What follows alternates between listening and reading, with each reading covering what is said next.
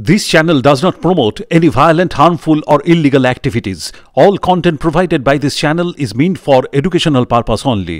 আমাদের supreme court এই কথাটা যেমন বলেছে যে 5টার মধ্যে কাজে যোগ দিন, প্যারালালি এই কথাটাও বলেছেন যে রাজ্য সরকারকে তাদের সেফটি সিকিউরিটির প্রশ্নে এবং তাদের যে দাবি দেওয়া আছে সেই দাবি দেওয়ার প্রশ্নে সদর্থক ভূমিকা নিতে হবে। তাহলে যদি রাজ্য সরকারের সুপ্রিম কোর্টের অবমাননাটা যদি আমাদের দিক থেকে হয় বলে মনে হয়, তাহলে রাজ্য সরকারের দিক থেকেও অবমাননা হচ্ছে বলে আমরা মনে করি। তাহলে আমাদের যা যা ডিম্যান্ড, সেই ডিম্যান্ড যদি ন্যায়সঙ্গত হয়, যে ডিমান্ডগুলো আমরা রেখেছি যদি ন্যায়সঙ্গত হয়, তাহলে সেই ন্যায়সঙ্গত দাবি রাজ্য সরকারের মেনে নিতে কী অসুবিধা আছে? তাই ন্যায়সঙ্গত দাবি মেনে নেওয়ার জন্য আমার মনে হয় কোনো জায়গায় আটকানোর কোনো প্রয়োজন নেই। দ্বিতীয়ত, আমরা যেটা বারবার বলতে চাইছি যে যেটা সুপ্রিম কোর্টও নির্দেশ দিয়েছেন রাজ্য সরকারকে, আমাদের সেফটি সিকিউরিটি থেকে শুরু করে আমরা যে দাবিগুলো রেখেছি সেই দাবিগুলো নিয়ে আমাদের সাথে আলোচনা করার জন্য বলেছেন। সেই দিক থেকে এখনও অবধি কোনো রকমের কোনো সদর্থক স্টেপ আমরা দেখতে পাইনি।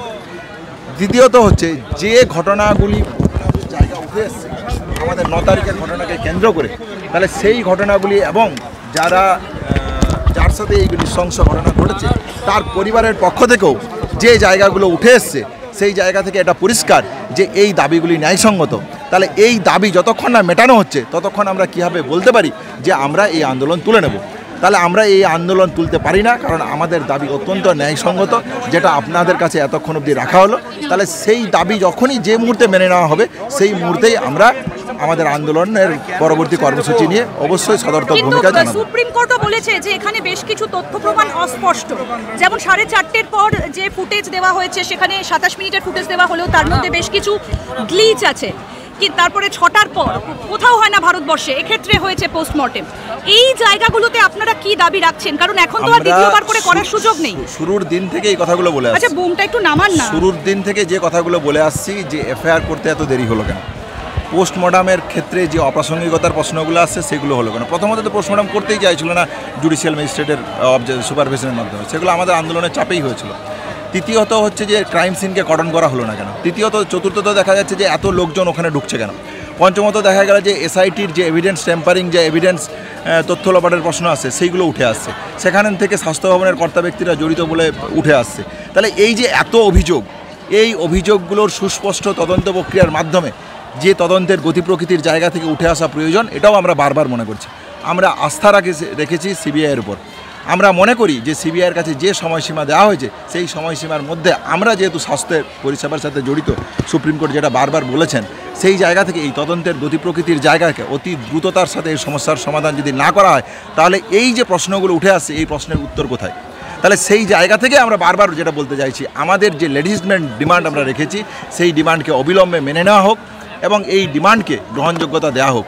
তাহলেই আমরা যে জায়গাটা উঠে আসছে কাজে ফেরা থেকে শুরু করে আমাদের আন্দোলনের কর্মসূচি সম্পর্কে, তাহলে আমরা আমাদের দিক থেকে সদর্থক ভূমিকা দেখাতে পারবো। কিন্তু আপনারা বলছেন যে হেলথ সেক্রেটারির আপনারা পদত্যাগ চাইছেন, মানে নারায়ণ স্বরূপ নিগম। আপনারা বলছেন সিপি বিনীত গোয়েল তারও পদত্যাগ চাইছেন। এই পদত্যাগগুলো হলে আপনাদের নিরাপত্তার দাবিটা কি সুরক্ষিত হবে বলে আপনারা মনে করেন?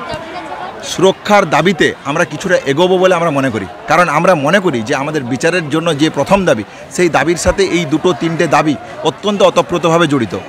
কারণ কেন এফআইআর করা হলো না, কেন ওই কর্ডন করা হলো না, এই কেন এসআইটি তদন্তে তথ্য প্রমাণের লোপাট আছে, সন্দীপ ঘোষ স্যারের এগেনস্টে যেসব অভিযোগগুলো ছিল সেই অভিযোগগুলোকে কেন এর আগে দেখা হলো না, তাহলে এই দায়িত্ব তো তাদের উপর বর্তায়। তাহলে এই দায়িত্ব যদি তাদের উপর বর্তায়, তাহলে আমরা যে দাবি রেখেছি যে এদের সাসপেনশন এবং রেজিগনেশন, সেটা কেন করা হবে না? তাহলে এইটা হলে একটা ধাপ এগোলো। তৃতীয়ত, এর পরবর্তীকালেও আমরা বলেছি যে কলেজ এবং ক্যাম্পাসের বিরুদ্ধে জায়গাতে যদি আমাদেরকে পরবর্তীকালে সুষ্ঠু স্বাভাবিক কাজ করতে হয়, সেই জন্য আমরা দুটো জায়গা পরিষ্কার পয়েন্ট রেখেছি, যেটা হচ্ছে আমাদের সেফটি সিকিউরিটির প্রশ্ন এবং কলেজের ভিতরে গণতান্ত্রিক পরিবেশ তৈরি করা। সেই জায়গা থেকে আমরা পিজিটি এবং জুনিয়র ডাক্তারদের মধ্যে রেসিডেন্ট ডক্টর অ্যাসোসিয়েশনের কথা বলেছি এবং ছাত্রদের ক্ষেত্রে স্টুডেন্ট ইউনিয়নের কথা বলেছি। এই পুরো সামগ্রিক জায়গাটাকে যদি এক চিত্রে দেখতে হয়, তাহলেই আপনারা আমরা যে দাবি রাখছি সেই দাবির সার্থকতা পৌঁছাতে পারবে। সেই জায়গা থেকে আজকের প্রেস কনফারেন্সের মধ্য দিয়ে এই বার্তা দিতে চাইছি যে আপনারা আমাদের এই দাবির একটা টোটাল জাস্টিসের পয়েন্টে ওতপ্রোতভাবে জড়িত আছে, তাহলে আমাদেরকে আলোচনার জায়গা দিন, আমাদেরকে আমাদের দাবিটা রাখতে দিন, তাহলেই আপনারা বুঝতে পারবেন যে কেন আমরা চাইছি। আমার মনে হয় রাজ্য প্রশাসনের কর্তা ব্যক্তিদের কাছে এই ধারণা অত্যন্ত পরিষ্কার, ফলে আমরা আলোচনায় বুঝতে চাইছি, এটা আমরা যেমন এই প্রেস কনফারেন্সের পক্ষ থেকে জানালাম, তাদের দিক থেকে সদর্থক এবং সদুত্তর যদি আসে তাহলে হয়তো একটা ফলপ্রসূ জায়গা আসলো আসতে পারে। কতজন চিকিৎসককে প্রেরণ করতে যান যদি ফার্দার ইনফরমেশন আবার আসে? এই যে মেল চালাচালি আমরা তো অফিসিয়াল মেলে লিখে দিয়েছি 30 জন, এই কপিটা আপনাদের কাছে যখন চলে আসবে আপনারা দেখাবেন। এই নিয়ে তো 10 নম্বর লিফটটা যে চলছে আপনারা কি জানতেন? 10 নম্বর লিফট আর জি করে 10 নম্বর লিফট চলছে সুইচ টিপলে আপনারা জানতেন না? 10 নম্বর লিফট বলতে যদি আপনি কোন লিফটের কথা, সেমিনার রুমের সামনে একদম লিফটটা, ওই লিফট 10টা থেকে 4টে 5টা অবধি ওপেন থাকতো, এটাই ছিল নর্মাল ডেকোরাম। সেই দিন রাত্রে স্পেসিফিকলি কি হয়েছে সেটা সিবিআই তদন্ত করে দেখছে।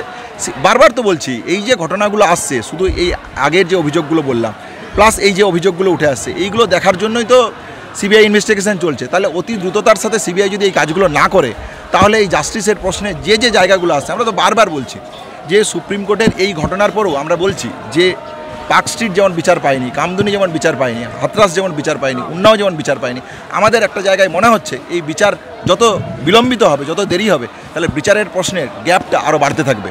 আমরা সেই জন্যই বলছি যে যে তথ্য প্রমাণের দিক উঠে আসছে সেইগুলোকে নিয়ে সদর্থক ভূমিকা যদি না নেওয়া হয় তাহলে এই জায়গাটা সাধারণ মানুষের মনের যে বিচার না পাওয়ার যে যন্ত্রণা আছে সেই ক্ষোভটা আরও বাড়বে। তাহলে সেই জায়গা থেকে অতি দ্রুততার সাথে আমাদের যে লেজিটিমেট ডিমান্ড আছে রাজ্য প্রশাসনের কাছে আমরা বসতে চাই, এবং সিবিআই যে তদন্ত প্রক্রিয়া চলছে সুপ্রিম কোর্টের অবজারভেশনে, তাতে অতি দ্রুততার সাথে কিছু সুস্পষ্ট পদক্ষেপ আসতে হবে। আপনারা ওপেন ডোর করবেন 30 জন গিয়ে লাইভ টেলিকাস্টের মাধ্যমে 30 জনের মাধ্যমে আমাদের যে দাবি দেওয়া আছে সেটা আমরা জানাবো, তারপর সেই দিক থেকে যা রিপ্লাই আসবে সেই অনুযায়ী আন্দোলনের গতি প্রকৃতি নির্ধারিত হবে। কোনো রাগ ঢাক নয়, সরাসরি সম্পর্ক। অবশ্যই অবশ্যই।